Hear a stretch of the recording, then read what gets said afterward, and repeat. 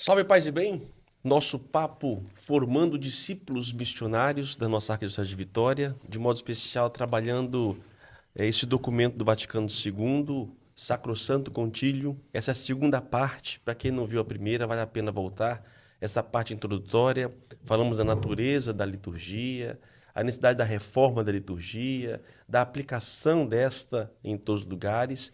E agora a segunda parte, nós vamos esgotar um pouco, são alguns capítulos desse importante documento, primeiro documento aprovado no Concílio Vaticano II, e entrando um pouco mais na vida prática. E é importante nós nos conhecermos porque nos torna mais próximos daquilo que nós celebramos e entender nossa história e o que foi o Vaticano II para a nossa igreja. Conosco aqui, mais uma vez, Padre Rodrigo Chagas. Ele é coordenador da Comissão de Liturgia da nossa Arquidiocese, e nosso Dom Geraldo Lírio Rocha, arcebispo emérito da Arquidiocese de Mariana, e fruto do nosso estado aqui, nosso estado, também da nossa Arquidiocese.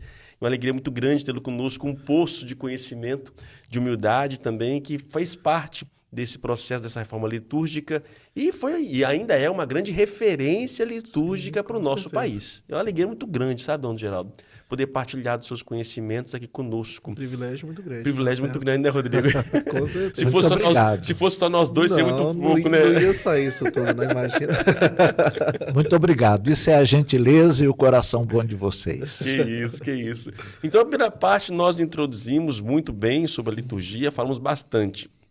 Entramos nos capítulos próximos, que fala agora do mistério, do mistério eucarístico, ou seja, é aquilo que nós celebramos. Então, vimos o que é a liturgia, que é essa expressão de atitudes, né, para trazer o mistério de Cristo na nossa vida, que não se esgota na liturgia, né, no sacrifício, mas tem momentos pessoais, mas o ápice é a vida comunitária, a liturgia. Mas tem um mistério eucarístico, que é aquilo que nós celebramos. Então, como deve ser celebrado e o que deve ser também trazido como reforma. Então, o nosso Salvador instituiu na última ceia este mistério. Fazer isto em memória de mim. E aqui coloca, logo de início, que a igreja procura, solicita e cuidadosa que os cristãos não assistam, já falamos vez passada, mas participem deste mistério, desta ação. Há uma diferença, não é? Muito grande. Uma coisa é assistir à missa, outra coisa é participar da missa. Participar, atuante, numa participação consciente, ativa, proveitosa, assim que deve ser. E para isso precisa da formação, né? Também é muito importante, né? Nós já falamos também na primeira parte, né? Que tem essa formação para que você entenda aquilo que a gente está celebrando e celebrar junto. Não só assistir. Uma coisa é você ir no cinema assistir um filme, outra coisa é você participar do filme, daquilo que aconteceu. É muito mais emocionante, provavelmente, você estar do outro lado da tela, né? Trazendo grosseiramente um exemplo, né? Agora, a missa é a mesma coisa. Nós somos só mais sentados ali com o texto na mão, deixando o tempo passar enquanto o padre fala as palavras que devem ser faladas lá na frente. Agora não, nós somos juntos. Então isso é muito diferente, com certeza. E o povo ainda hoje utiliza essa forma, né? Vou assistir a missa. Sim. A gente tenta corrigir. A gente não assiste, a gente participa. Celebra, né? Porque tem o presidente, às vezes fala um celebrante. O presidente também é um celebrante, mas todos nós somos. A minha monografia de teologia e também de pós-graduação em comunicação, alguns anos atrás, foi a sacramentalidade da missa televisionada. Porque podemos também, talvez, pela missa, pela televisão, assistir e não participar. Sim. Assistir, eu vou estar vendo ligado à televisão ou o celular, eu estou lá dirigindo, eu estou cozinhando, não sei o quê, mas às vezes não há um envolvimento. Agora, até mesmo pelos meios de comunicação, eu posso participar e não assistir. E na época, Dom Geraldo, eu fiz uma pesquisa nas paróquias, as matrizes da cidade de Vitória, nas 12 paróquias na época. Eu fiz uma pesquisa de campo, com 20 pessoas de cada paróquia. E interessante que eu não fui perceber, há alguns anos atrás, tenho 18 anos, acho que é quase 20 anos atrás, muitos nas televisões, nas transmissões, se ajoelhavam, se levantavam, participavam ali como se estivesse dentro da igreja. Não tinha a comunhão em espécie, mas havia uma participação. Então, até pelos meios de comunicação, e a pandemia nos trouxe isso, né? Nos jogou para para a internet, os meios de comunicação, que há a possibilidade de participar por isso. Olha, Padre Anderson, eu concordo plenamente com esta sua reflexão. Mas eu acrescentaria o seguinte: há níveis de participação. Não é tudo igual. Sim. Há níveis. Na televisão, nos meios de comunicação, você tem um determinado nível de participação. A liturgia da palavra não encontra limites. A mensagem chega, graças a Deus, através dos meios. Mas não alcançou ainda o nível mais pleno. Por quê? É a celebração da ceia do Senhor. Se eu não participo da ceia,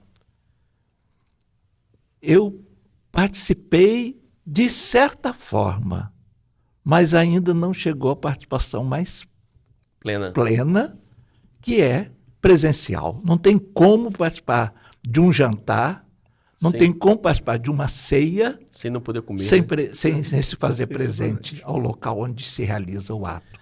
Então, eu diria assim, para quem não pode chegar até o nível mais pleno, que pelo menos chegue ao nível de participação que os meios permitem.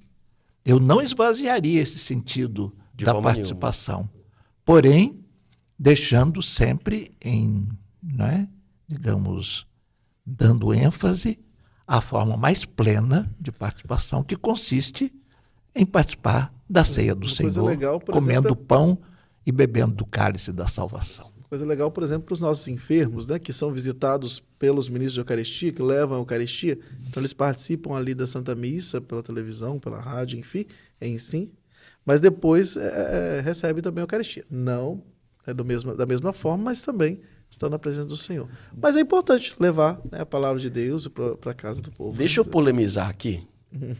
Tu trazia o pensamento de quem está do outro lado lá.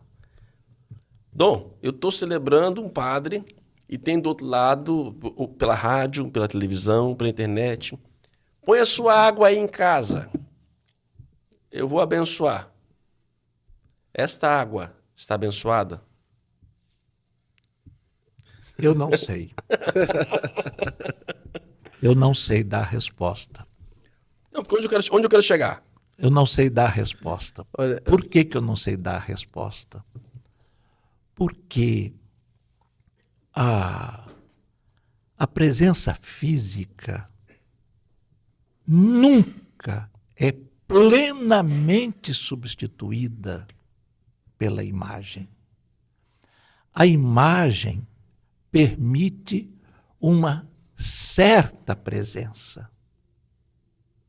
Mas não é a mesma coisa de eu ver você na televisão e eu estar falando com você aqui na proximidade que isso nos permite. Não é igual. Há graus distintos, assim como eu falei, graus distintos da participação, eu diria, há graus distintos da presença. E no caso da bênção, nós precisamos ter muito cuidado para não resvalarmos para formas mágicas, sabe? Por isso que eu dizia não sei. Não. Porque há uma coisa assim, de uma certa magia, de uma certa coisa que pode, não estou dizendo que se faz presente, que pode induzir ou levar as pessoas a essa compreensão mágica que não é o melhor. Eu já ia até falar da hóstia do outro lado, lá na mesa. Pois é, isso que eu ia trazer como exemplo. Coloca a sua hóstia lá na televisão, que o padre é consagrado lá de cá. Uma história, teve um seminarista na época, hoje não ficou no seminário, não permaneceu, mas que ele foi dar uma formação para os ministros de Eucaristia, de liturgia, e aí frisava, na paróquia que ele fazia pastoral, frisava com o povo justamente a participação do ministro extraordinário nas missas, não só no dia de escala, né? Que infelizmente a gente Isso acontece. Estou escalado, então vou na missa. Não estou escalado, não vou na missa. E aí o senhor, não, mas eu vou à missa todos os domingos, mesmo não indo na igreja ou ficando em casa. Não, mas aí ele foi explicar a questão da comunhão, né? Não, mas eu comungo do mesmo jeito, que eu tenho lá em casa o meu cálice, eu tenho a âmbula, tenho as hóstias, tenho o vinho, coloco na frente da televisão. Sério? Aham.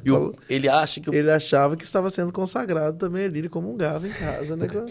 Não vamos entrar nesse detalhe. Foi por isso que eu dei a resposta que dei. Porque se você leva isto para a bênção da água, daqui a pouquinho Sim. vai onde eu querer queria levar chegar. isso para a consagração das onde eu espécies. queria chegar. E não existe consagração sem a presença física. Nos sacramentais a gente pode até pensar, né, como o mas senhor levou cuidado, a cuidado para não As brechas, resvalar, né?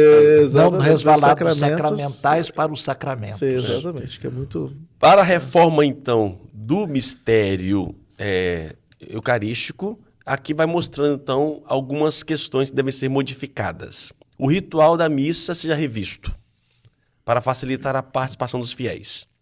Os ritos, seja respeitada a estrutura, sejam tornados mais simples, sejam omitidos todos os elementos que, com o passar dos séculos, se duplicaram ou menos utilmente se acrescentaram. Era muita grande coisa assim, diferente? Vai mudar agora também, vai ter o missal novo para a tradução novo do Brasil, na língua portuguesa, né? E algumas coisas modificam a linguagem. Essa modificação que é pedida aqui, porque as orações eram complicadas, eram densas, alguma coisa nesse sentido, dos ritos? Não é que eram complicadas e densas, mas havia muita forma repetitiva. Por exemplo, várias vezes se fazia um pedido de perdão.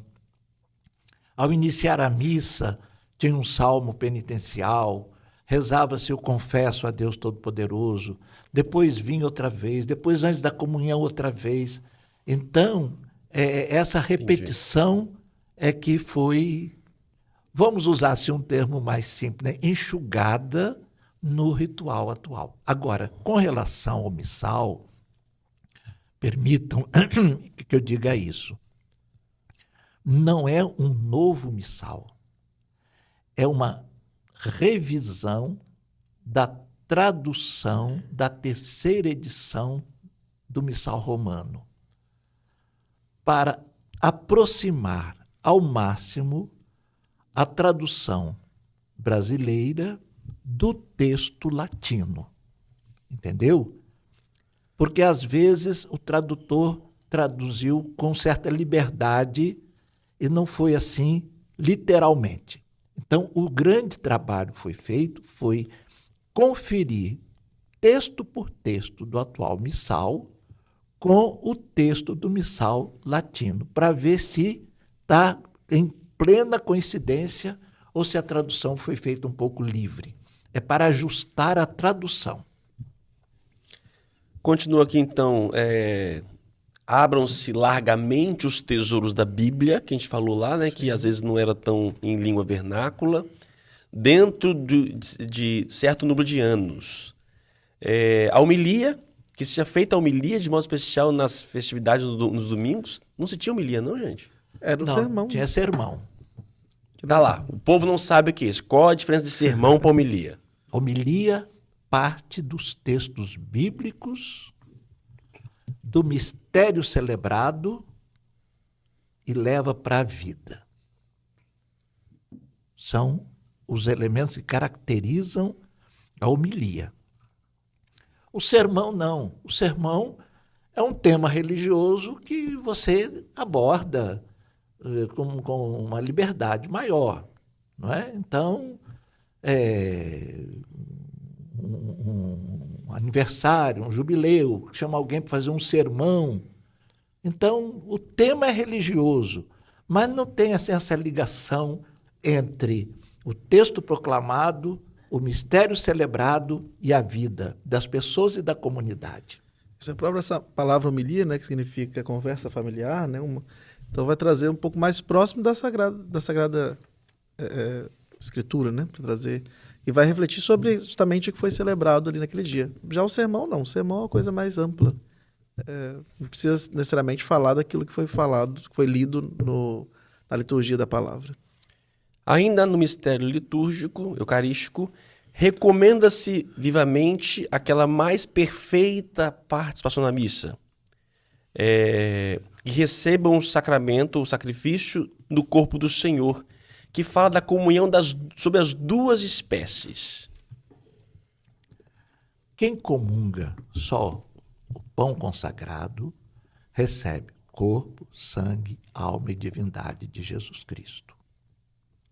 Há pessoas que não podem comungar do pão consagrado por causa da questão do trigo. Então, nesse caso, a pessoa comunga só do vinho consagrado. As pessoas que têm esse problema já sabem, elas levam um cálicezinho, ali põem o vinho consagrado. Quem comunga só com o vinho consagrado, comunga corpo, sangue, alma e divindade de Jesus Cristo. Em outras palavras, a presença de Jesus se dá tanto no pão quanto no vinho consagrado. Do ponto de vista da validade. Do ponto de vista da expressão celebrativa da ceia do Senhor, então a ceia se faz com comida e bebida.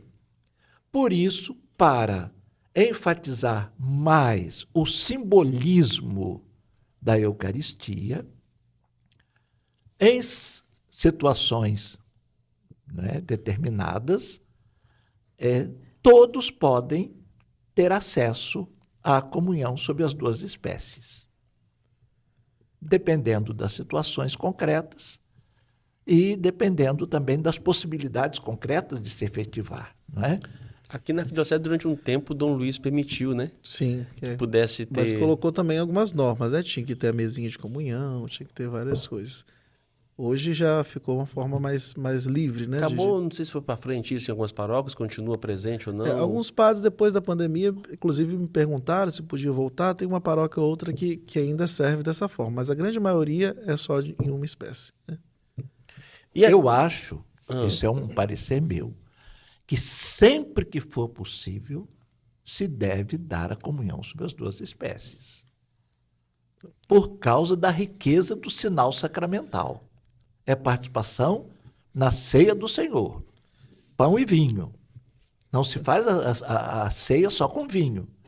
E também não se faz a ceia só com pão, é pão e vinho. Mas se eu comungo de uma espécie só, claro, comungando... está comungando integralmente. Mas a questão simbólica, a linguagem simbólica, se expressa melhor na comunhão sobre as duas espécies. Então, de acordo com as orientações do bispo diocesano, em todas aquelas situações que estão permitidas a comunhão sobre as duas espécies, deve-se dar.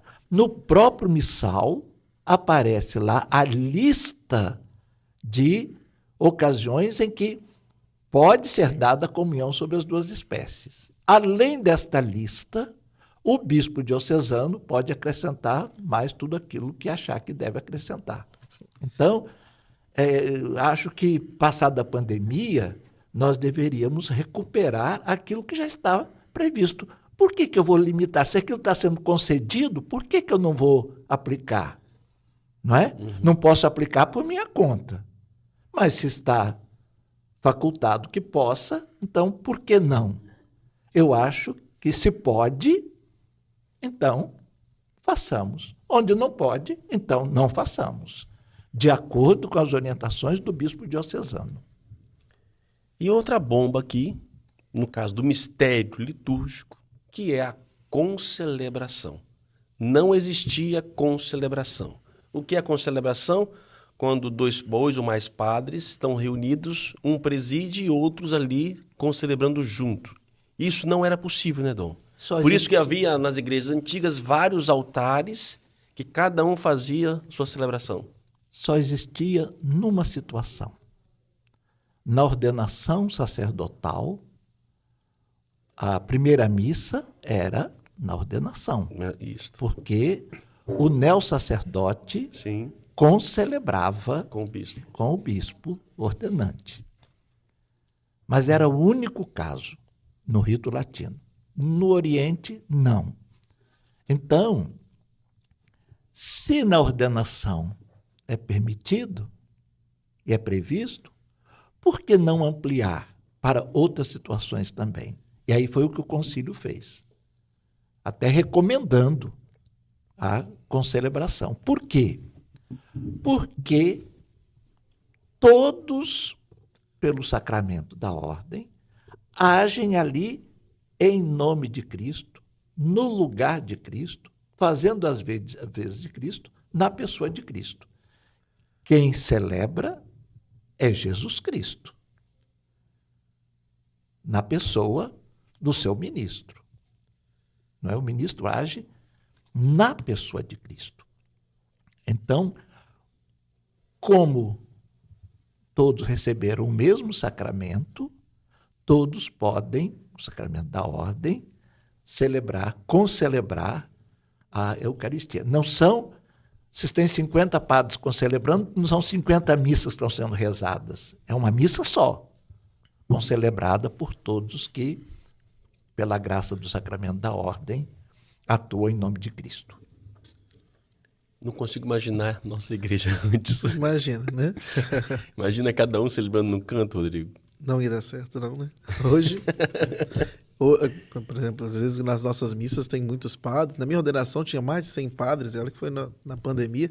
Imagina os padres, né? Nem experimentavam, né? Levavam a estola. Aqueles que iam distribuir a Eucaristia, levavam a estola na mão, no braço, né? Só para depois colocar para distribuir a Eucaristia.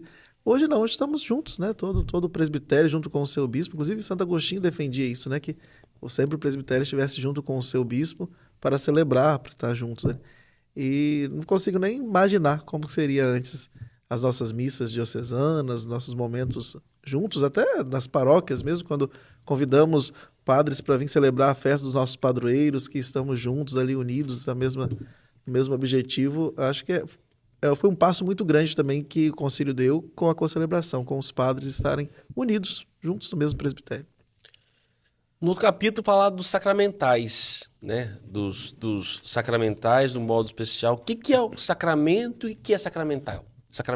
Qual a diferença de um para outro? Sacramento é instituído por Jesus Cristo. O sacramental é instituído pela Igreja. Parece um sacramento, mas não é sacramento. Não é? Digamos assim, parece um sacramento porque tem um rito, tem uma celebração. Por exemplo, a bênção concedida a uma pessoa, ou a bênção concedida a um veículo. É um objeto, né? Ou a um terço. Isso não é um sacramento, isso é um sacramental. E o que é sacramento, Dom? A bênção do Santíssimo não é um sacramento, é um sacramental.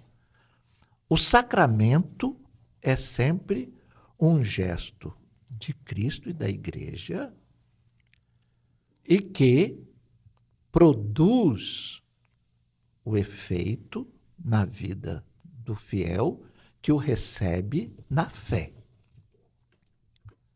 E são só 7 os sacramentos: batismo, confirmação, Eucaristia, penitência ou confissão, unção dos enfermos, matrimônio, ordem. E todos eles se reportam diretamente a Jesus Cristo. Os sacramentais, não. Às vezes, o próprio sacramento tem a necessidade de ter um sacramental, né? Mas, por exemplo, o batismo. Para ter o sacramento do batismo, a gente tem que ter a água abençoada, que a bênção da água também é um sacramental. Para ter o sacramento da confirmação, também um dos sinais é o óleo, que foi também abençoado pelo bispo, né? Ou pelo padre, né?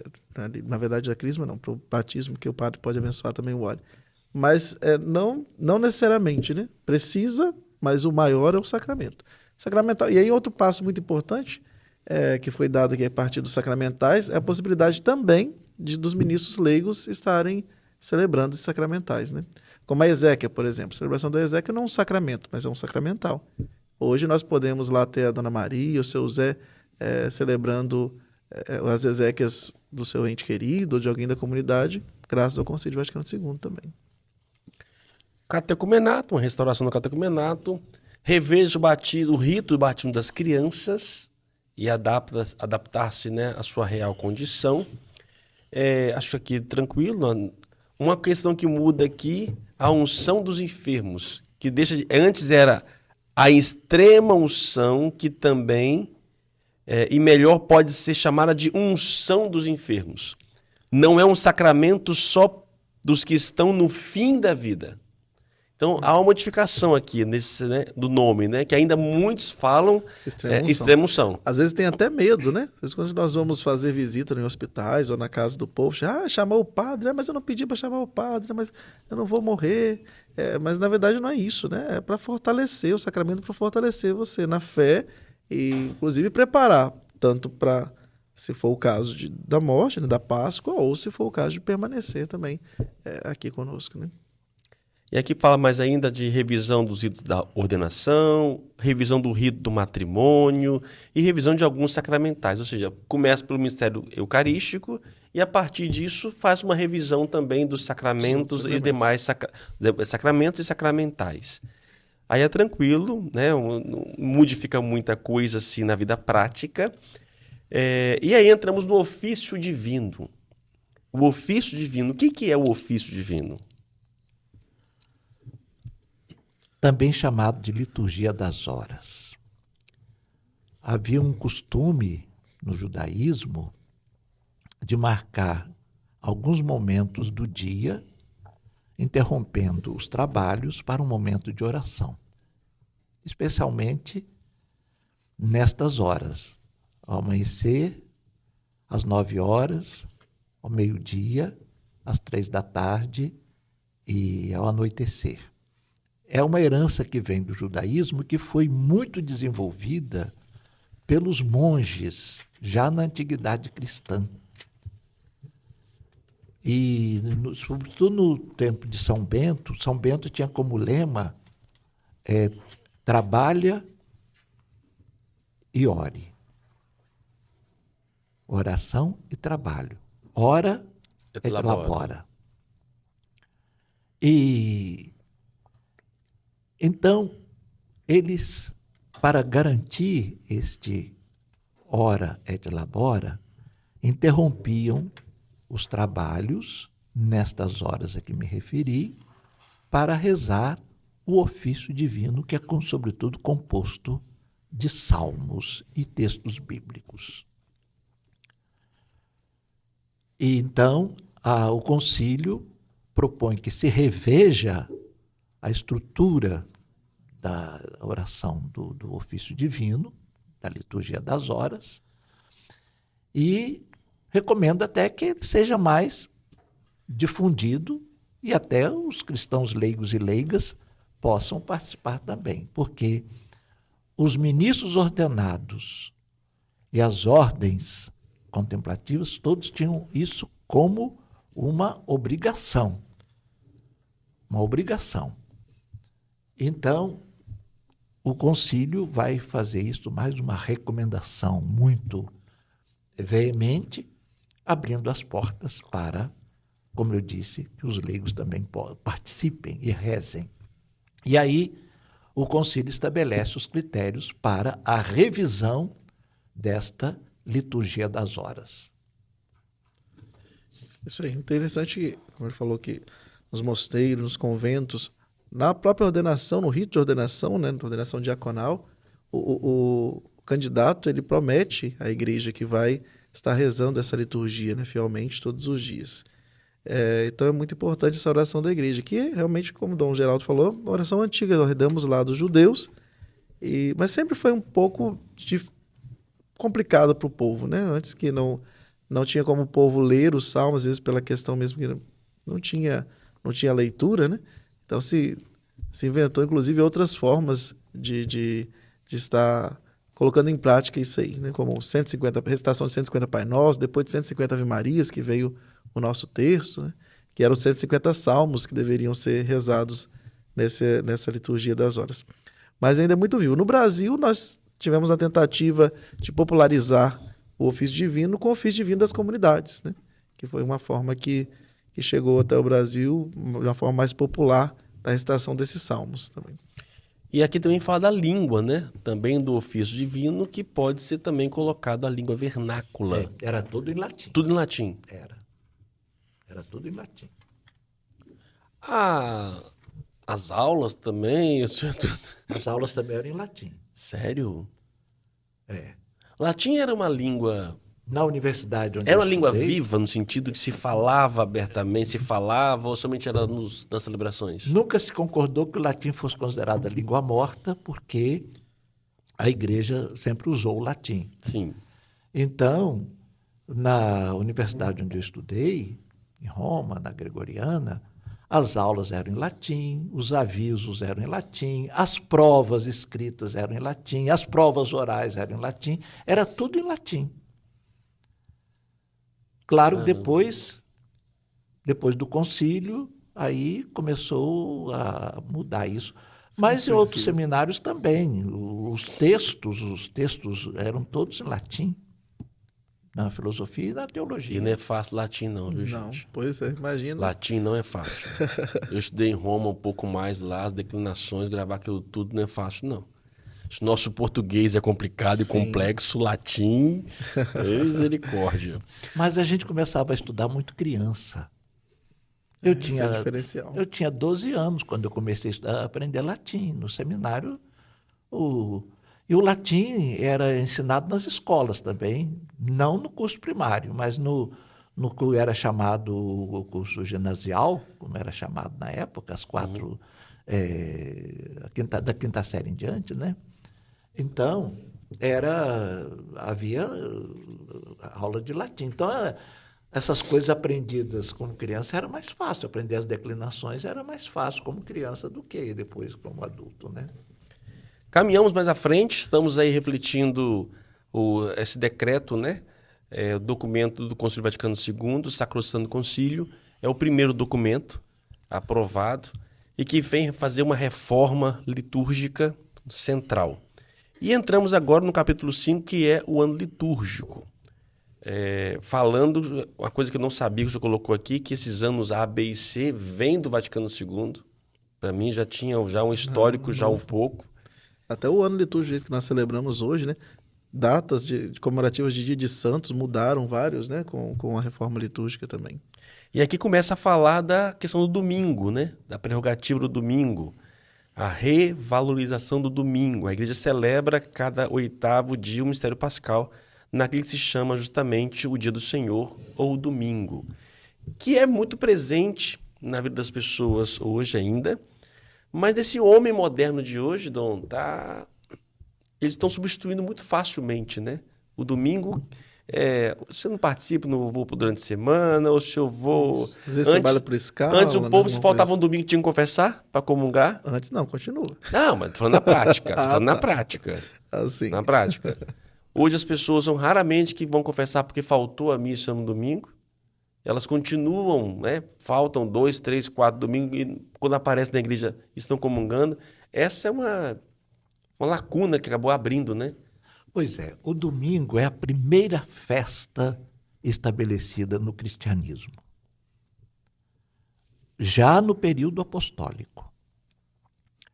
Os judeus celebram como dia do Senhor o sábado. Mas os cristãos passaram logo cedo a celebrar como dia do Senhor o domingo. Por quê? Porque foi no domingo que o Senhor ressuscitou.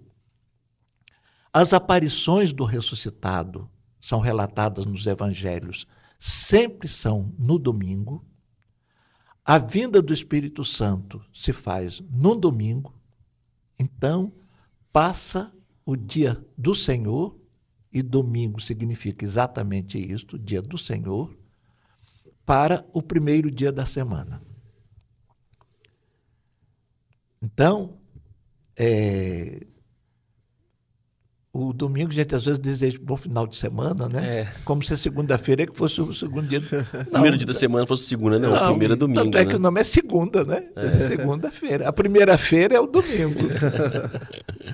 Aqui pede-se reveja-se o ano litúrgico, né? Como já colocamos aí, que foi revisto e colocado aí os anos A, B e C.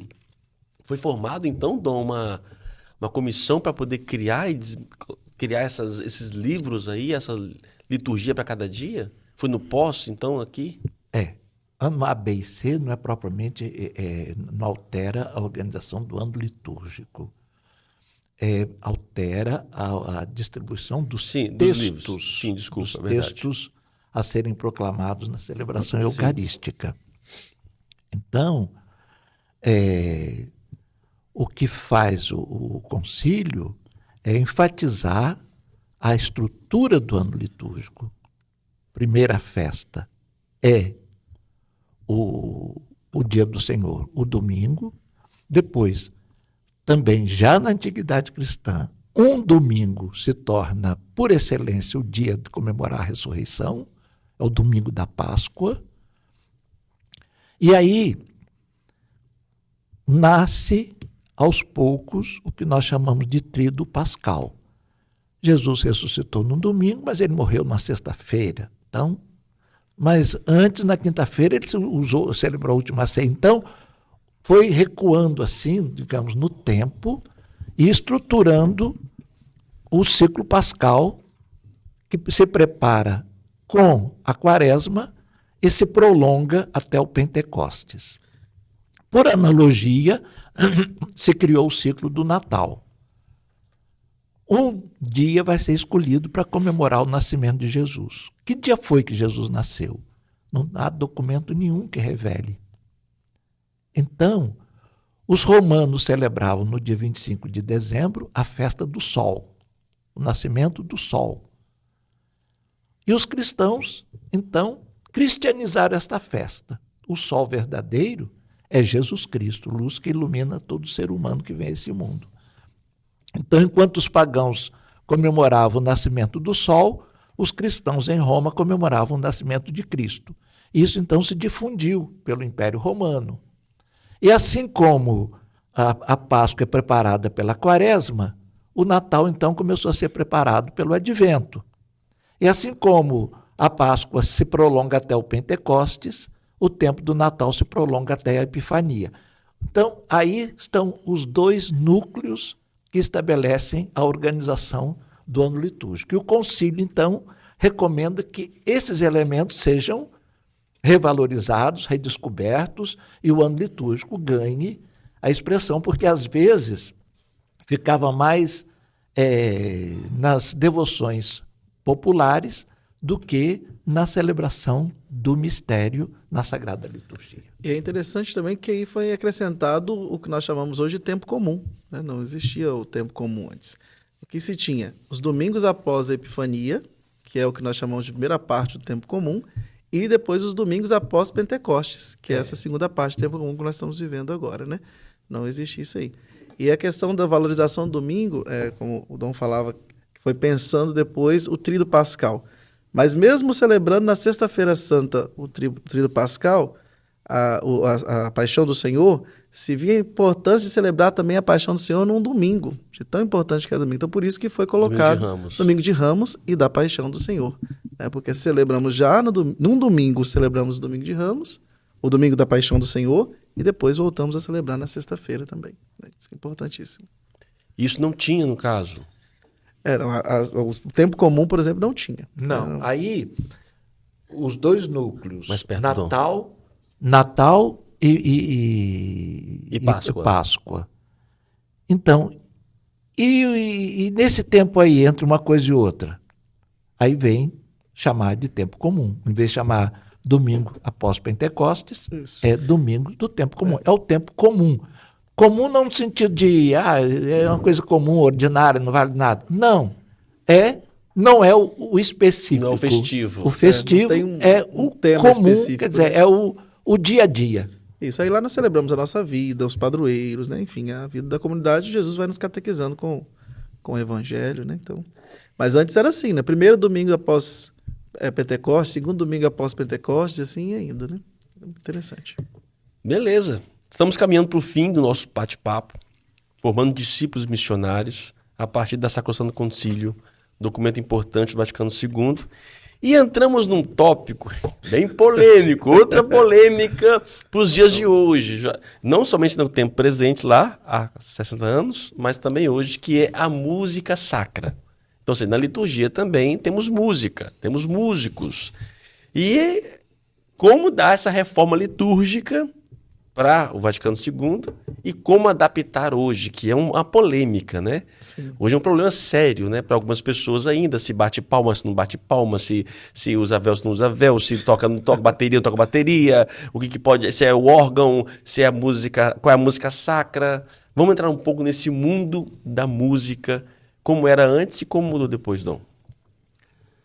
A Assembleia não cantava. Não cantava? A Assembleia ficava calada. Meu Cristo. O coro é que cantava. O coro é que cantava. A Assembleia não cantava. Nas celebrações solenes, era tudo em latim e era por conta do coro. E aí veio os grandes compositores da música sacra. São peças de valor extraordinário, mas era um verdadeiro concerto. Enquanto o coro canta o Glória, o povo ficava sentado ouvindo o canto do Glória. Por isso assistir, né? Não participar. Assistir, exatamente. Enquanto o coro cantava o Credo, a Assembleia ficava sentada e calada. Então, a participação do povo no canto, isso é um elemento importantíssimo que foi reconquistado. Não precisa acabar com o coro, pode haver uma interação. Há uma parte que o coro canta, há uma parte que a Assembleia canta. Há uma parte que um solista canta, há uma parte que a Assembleia canta. É preciso saber ajustar para que certos valores possam ser preservados sem comprometer a participação ativa da Assembleia. Quanto aos instrumentos, antes só era permitido o órgão e o seu derivado, que é o harmônio. Nenhum outro instrumento era permitido, nem o piano, nem o violão, nem nada. Então, o concílio vai estabelecer que não existe propriamente um instrumento sacro. Qualquer instrumento pode ser usado desde que ele se enquadre no contexto celebrativo. É aqui que está o nó da questão. Pode usar bateria? Pode. Mas não se pode tocar bateria na missa como se toca num show. A finalidade é outra. Não é para dar show, não é espetáculo. É para sustentar a participação da Assembleia. Pode-se usar violão? Pode. Antes não era permitido? Pode. Mas uma coisa é você tocar um violão para acompanhar uma música religiosa, outra coisa é você tocar violão para um samba, uma coisa de show. Então, a questão não é se o instrumento pode ser usado, é outra. Como o instrumento deve ser usado para se adaptar ao objetivo do canto na liturgia. Isso aí. Interessante também que aí o próprio instrumento, ele vai falar depois do documento também, pode ser liberado pelo próprio bispo local, né? Ele vai liberando os instrumentos, porque pode ser que aqui no Brasil tenha alguns instrumentos que são típicos nossos, mas em outro país tem outro instrumento, pode ser usado no cavaquinho, pode ser usado, porém, tem que ver como que vai ser usado, né?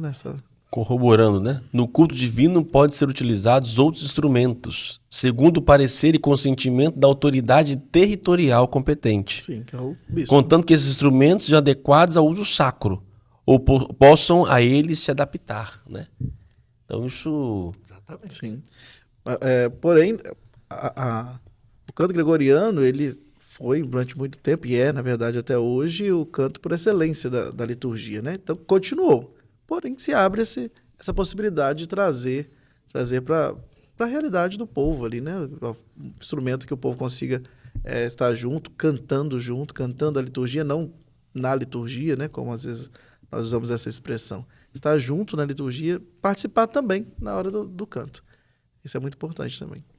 E aqui promova-se escolas, né, de canto, né? Nos seminários, para o povo, né? Se pede muito isso. Nós temos hoje aqui na Arquidiocese uma escola de música litúrgica, que, graças a Deus, já existia, mas com uma outra roupagem, Depois, quando eu entrei, nós mudamos a roupagem da escola de música e está, graças a Deus, o segundo ano estamos indo, está muito bom justamente isso, trazendo a importância de cantar a liturgia. Não simplesmente tocar um instrumento, mas sim entender o que se canta. Às vezes você chega numa missa, no tempo da quaresma, e canta-se tudo, menos os cantos de quaresma. Chega de Páscoa, não canta. Aí quando chega fora, no tempo comum, aí está cantando canto de Páscoa. Mas no tempo da Páscoa você não cantou. Então tem que aprender isso. É formação, sempre é formação. Tanto para os padres, no caso dos formandos, né, os seminaristas, e o padre em si, o sacerdote, quanto o povo, também para que possamos celebrar juntos, né, cantar juntos. Isso é importante. Essa observação ela é fundamental. Cantar a liturgia, os textos litúrgicos.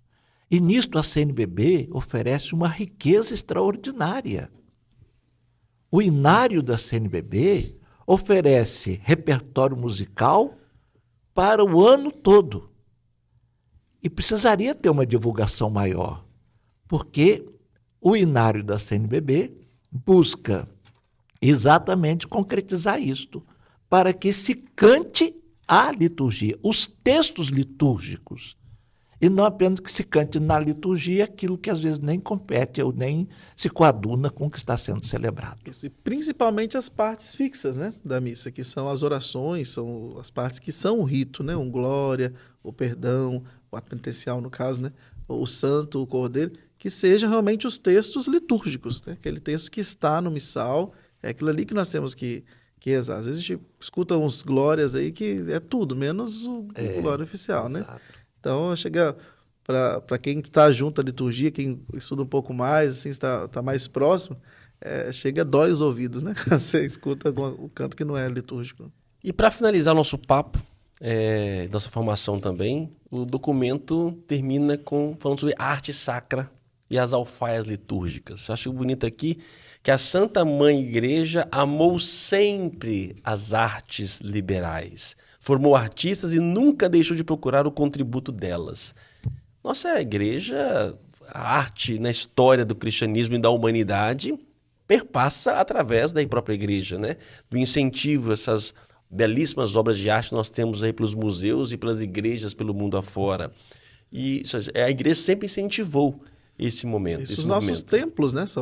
Boa parte deles são obras de arte, né? Se a gente vê alguns templos nossos antigos, e até novos também, claro, com a visão mais atualizada, são verdadeiras obras de artes que foram feitas. A igreja nunca considerou nenhum estilo de arte, mas aceitou os estilos de todas as épocas. Exato. Ela vai se adaptando, né, Dom? Sim. Adaptando a cada realidade, a cada momento, né? O neoclássico, o gótico e assim por diante, vai fazendo esse movimento, né? Hoje, o momento mais moderno, né? E aí você fez uma observação legal, né? O que tem naquele tempo, né? Que foi aquele momento se respondeu naquela arte.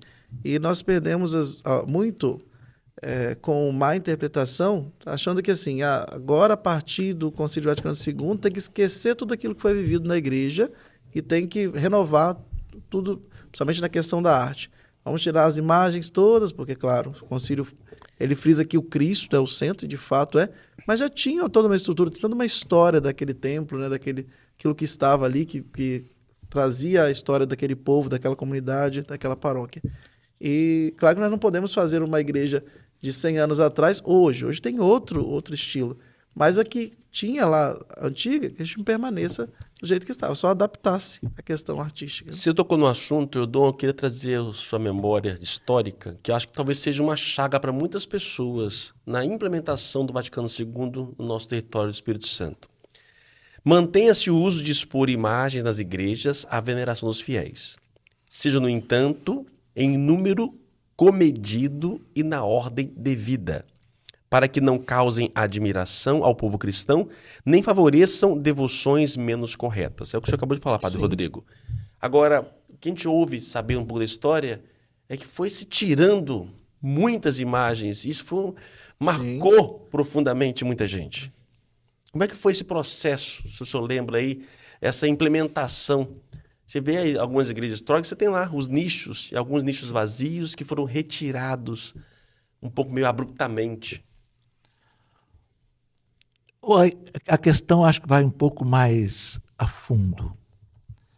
É que, às vezes, as pessoas ouvem o galo cantar, mas não sabem onde. Para usar uma expressão bem nossa, bem popular. Ouviu o galo cantar, mas não sabe onde.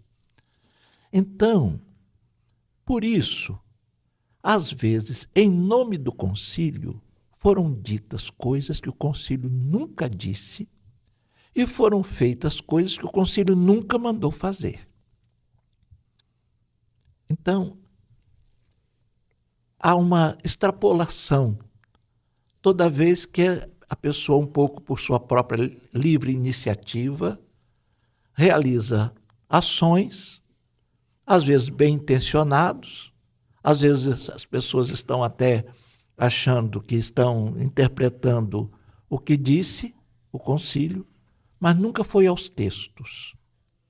Precisava ter ido lá para ver que o concílio não mandou fazer isto.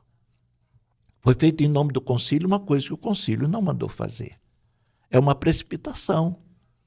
E, às vezes, há coisas que vão um pouco transmitidas por contágio, né? Já que um fez, o outro começa a fazer também, já que um disse, o outro começa a dizer também. Parece-me que o momento que nós vivemos, nesse território, já não é mais desta forma. Uma coisa que é importante que se realce é que nos textos do concílio, mas também na instrução geral do Missal Romano, há uma recomendação que deve ser observada. É que o espaço, como as vestes, devem expressar uma nobre simplicidade, evitando-se a suntuosidade. Às vezes é suntuoso, mas não é belo. E às vezes é simples, mas é belo. Então, beleza é uma coisa, suntuosidade é outra. E com facilidade se resvala para a suntuosidade, achando que está buscando o belo. Seja nas vestes, seja nas construções. Então, parece-me, e o Papa Francisco tem insistido também nesta tecla, parece que a expressão nobre simplicidade nos ajuda. Fazer com dignidade, não é de qualquer jeito, mas com sobriedade. Mas acabamos que nós perdemos algumas... Uma vez mesmo, o Dom Geraldo contou para mim, comentando com ele, falou, por que nós vamos em outras cidades, a gente olha Santa Casas, por exemplo, né, que foi criada pela igreja, tem geralmente umas capelas bonitas, e aqui a nossa não tinha. Aí ele falou, não, mas tinha uma capela muito bonita, né? E que acabou que se perdeu no tempo a nossa capela da Santa Casa, assim, outras, justamente por essa má interpretação. Falou, o povo, alguns padres, quem estava à frente da comunidade, falou em nome do conselho aquilo que o concílio não disse, né?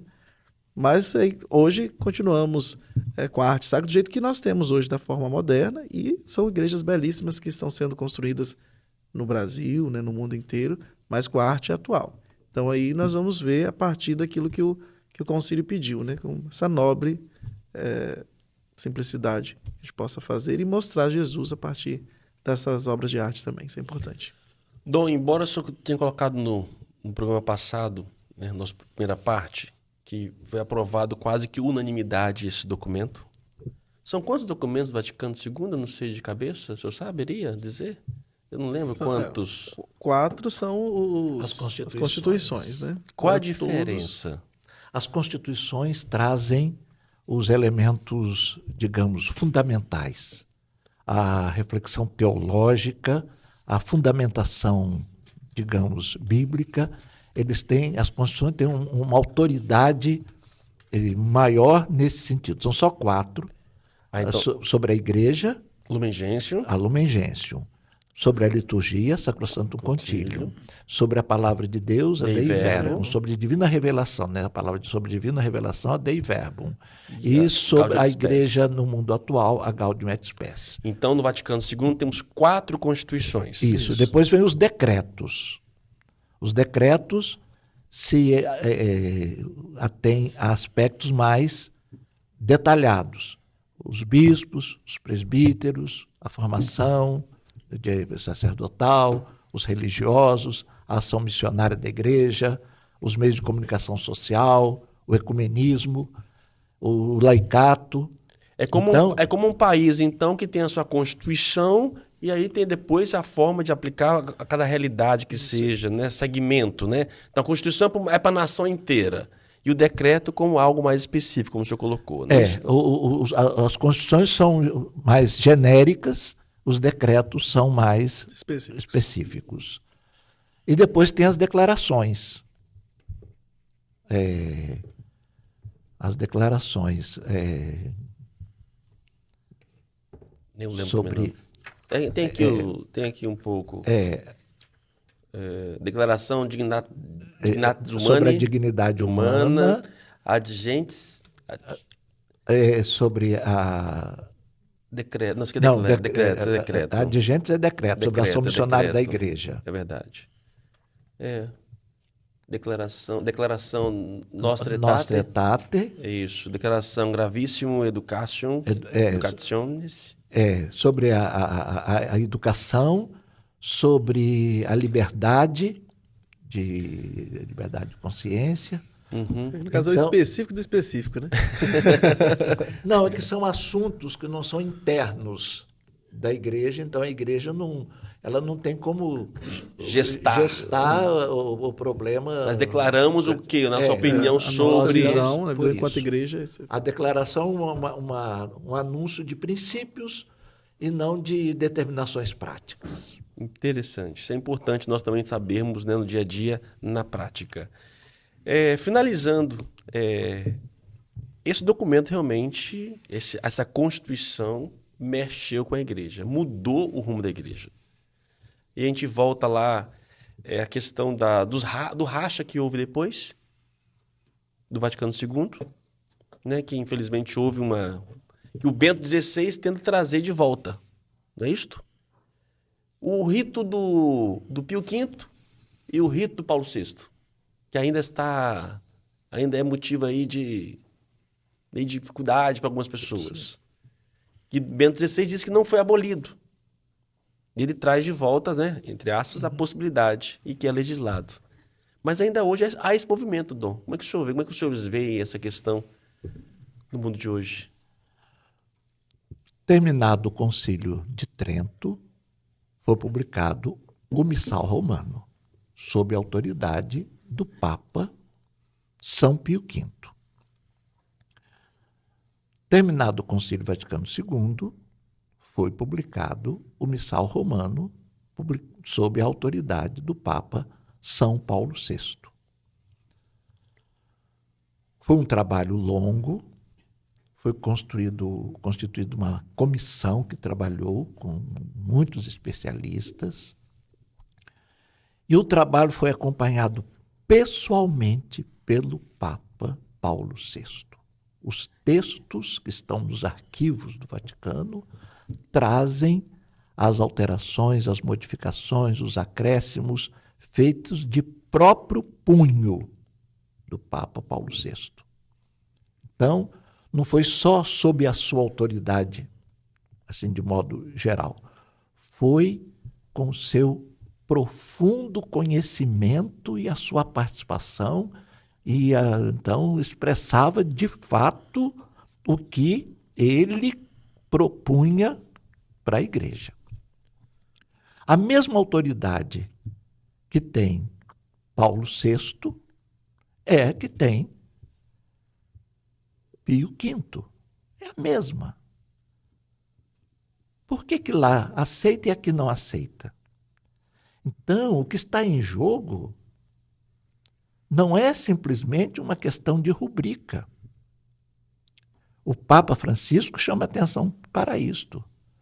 O que está em jogo não é simplesmente a questão de gosto. Eu acho melhor isso, eu gosto mais disso. Não.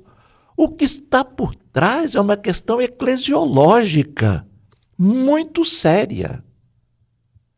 É a aceitação do Concílio Vaticano II e do magistério que o segue. É isso que está em jogo. E é isso que precisa ser levado com muita consideração, porque rejeitar a autoridade do Papa ou rejeitar a autoridade de um concílio ecumênico significa adotar uma posição cismática. É dividir a igreja. É dividir a igreja. E isso não pode ser levado adiante. Unidade da igreja é inegociável. E foi exatamente movido por isto, em vista de preservar a unidade da igreja, que o Papa Bento XVI escreveu o documento chamado Summorum Pontificum, onde ele estabelece as normas e os critérios para o uso do rito de acordo com o Missal de São Pio V. Não é a revelia. E o Papa Francisco fez um acréscimo com a Desiderio Desiderave, que deve ser levado em conta. A autoridade pontifícia tem que ser levada em conta. Não aceitar a autoridade do Papa é romper a unidade da Igreja. Por isso é uma questão muito delicada e muito séria e que exige a atenção de todos nós. Isso é porque nós não estamos falando de outro rito, né? Às vezes pensamos que a própria igreja tem vários ritos sendo da igreja, mas de outra forma que se celebra, com o mesmo objetivo, de outra forma. Mas não, é o mesmo rito que tem lá no Missal de Pio V, tem de Paulo VI. Então, só atualizou. Então, temos que fazer da forma que a igreja proclamou hoje, né, que é a forma ordinária, não a extraordinária. Então, é uma coisa que, às vezes, a gente fica preocupado justamente essa questão do eclesiológico, como o Dom falava, porque a maioria do povo que pede e que clama por esse retrocesso, digamos assim, é um povo que não viveu, é um povo que, como nós, somos frutos do Concílio Vaticano II. E por que ir lá ao passado? Claro que é importante, foi um caminho que a igreja percorreu, mas vamos continuar caminhando com a igreja, né, olhando para frente, para o reino de Deus que nós estamos construindo. Senhores, muito obrigado pela presença. Foi Alguma ótimo. consideração final, Dom? Eu só tenho que agradecer essa oportunidade desse nosso encontro, viu, Padre Anderson? Com muita alegria. Eu vou fomentar outros encontros ainda, Dom. Com muita alegria. Eu tenho que aproveitar essa memória, esse poço de sabedoria e de conhecimento. Eu estou às ordens. No que eu puder servir, se tiver ao meu alcance, será sempre com prazer. Isso. Só frisando, né? Por que nós estamos aqui também fazendo esse momento riquíssimo que foi? Nossa, foi muito bom. Nós estamos na Arquidiocese desenvolvendo um projeto, formando discípulos missionários e estamos também estudando à luz da Sacrosanto Concílio. Então, por isso que nós estamos aqui também hoje, que nós possamos, nas nossas comunidades, nas nossas paróquias, estar desenvolvendo esse projeto que está muito bonito, feito com muito carinho, para que a gente possa tomar contato com o Concílio Vaticano II, principalmente com essas 4 constituições, que está sendo muito bom para a gente voltar a esse primeiro amor, que é o Concílio Vaticano II, para nós, nosso caso aqui da Arquidiocese de Vitória. Dom, dá-nos a bênção. O Senhor esteja convosco. Ele está no meio de nós. Desça sobre vós a bênção de Deus Todo-Poderoso, Pai e Filho e Espírito Santo. Amém. Povo de Deus, muito obrigado. Até o nosso próximo encontro, se Deus quiser.